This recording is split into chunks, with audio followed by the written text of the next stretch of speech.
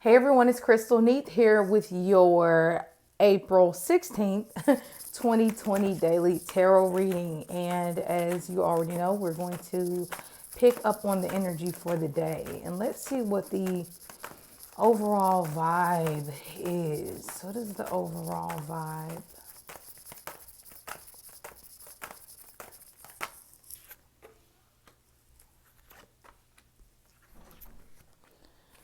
All right, so we have the Ace of Swords in reverse, the Six of Coins in reverse, and the Eight of Cups upright.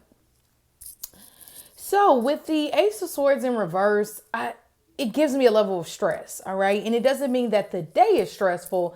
What is stressful about this card is when it comes to communication, you say one thing, people hear something else. You're thinking a certain way, and that thinking pattern can really consume you on a day like this because the Ace of Swords can be miscommunication. It can be negative thoughts. It can be sometimes if we have mental disorders, being kind of irritated a bit more.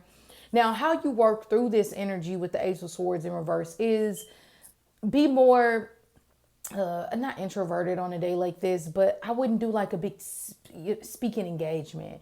I would probably write my feelings down more so than express them to someone, because nothing is worse than telling someone what you think or feel and then they don't acknowledge it, or they kind of just brush past it like it didn't really matter. Whether that's expressing your concern to a boss, an authority figure, or in a relationship. So just take it easy. It's okay to be a bit confused on days like this. I think it's good to, like I said, just double check everything. Calm yourself down if you feel like your thoughts are getting too crazy, just out of control, things like that. Now, the Ace of Swords in reverse, you if somebody was to just come out of the blue and say something that they have never said before to me, it's not that I would disrespect them by acting like I don't believe them, but I would just be a bit more cautious because sometimes people don't really hold their weight with what they say when this card comes up. Now, the next card we have is the Six of Coins in reverse. And the Six of Coins can be that out of balance energy. Okay. It can be I was given something and I took advantage of what was given to me. It is that, as we talk about from time to time, the law of receptivity, being able to be open to receiving things when they come. Now, some of you all, this can be reaching out for a helping hand and not necessarily getting that helping hand. For some of you, though, this will be good. This will be like old help that should have been delivered to you in the past and it was slowed down. All of a sudden, it comes back.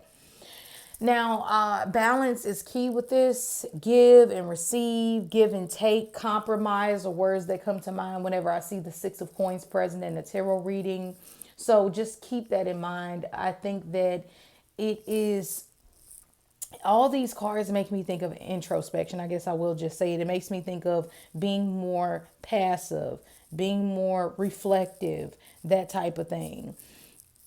Now, of course, whenever the Six of Coins is in reverse, if somebody needs help, of course, you can give it to them. But if you find this being a constant trait or trend within your friendship, partnership, whatever it might be, then this is a red flag.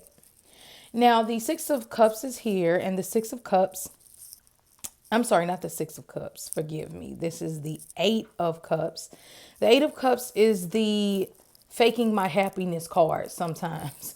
It's like doing what just looks good or doing what everyone thinks I should do. The Eight of Cups is also the emotional baggage card.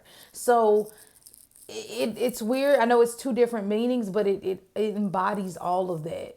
And I think because when we hold on to emotional baggage, it doesn't help us. It does make us act as if we feel better than we actually feel. We have to hide that emotional baggage. We can't just let it be seen, on our face, or I don't know, whatever it might be, how people can pick up on that something is wrong with you or that you're carrying things from the past.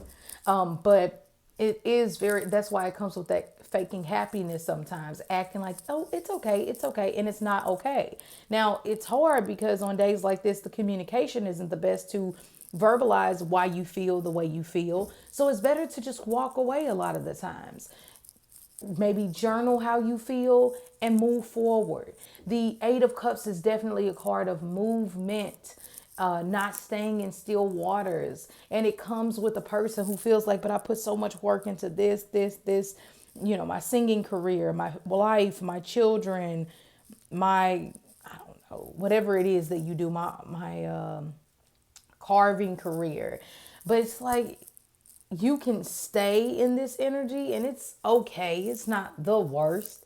Or you can move forward and wishes can come true. And yes, it's scary to let go of that emotional baggage because sometimes we hold on to our hurt like a safe blanket, and it's not. It doesn't help us. It's not to say that we can just magically delete all of our memories of the past, but the Eight of Cups says just let go of that emotional baggage as best as you can.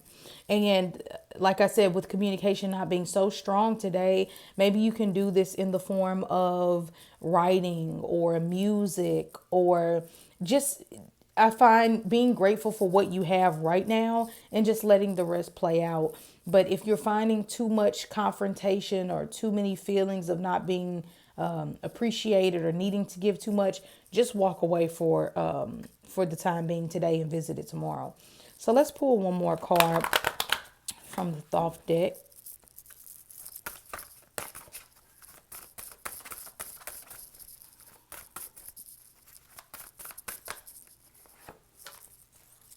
Wow, the Seven of Cups.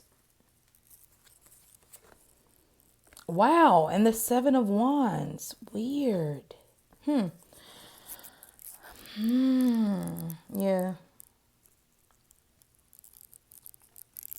So these energies go a bit with the Eight of Cups because the Seven of Cups is, you don't want to play around in murky waters. Today isn't the day you want to do things that are risky. The Seven of Cups is illusions, and I mean, look at these cups. They don't. Doesn't look like purified water. This doesn't look like something you would necessarily want to drink. The flowers' energy have been sucked dry for whatever reason. So it makes me feel like we do better not giving our emotional standpoint today the biggest the front seat. Okay, and seven is definitely a very spiritual number. So we definitely have that going on for us today. Don't play in old waters that haven't served you in the past. Don't do risky things on a day like this. You have to protect yourself because the Seven of Wands is here. And this is standing up for yourself. This is that fiery energy of not comparing yourself to others and moving forward and standing up for all of the things that you have fought for and worked so hard for in this life. So the stamina is there. I feel like the energy is there with the Seven of Wands. And this is probably my, I guess you could say, favorite card of the day because it gives us that stamina. It gives us that energy to stand up for ourselves. And that might not be going into full detail with the Ace of Swords in reverse on why I feel the way I feel or why I'm stuck in this kind of illusion, because it's all an illusion. The moment we allow ourselves to feel so pulled down by our emotions, it becomes reality. It's an illusion. But the moment we use our pain as power, now it's a brand new perspective.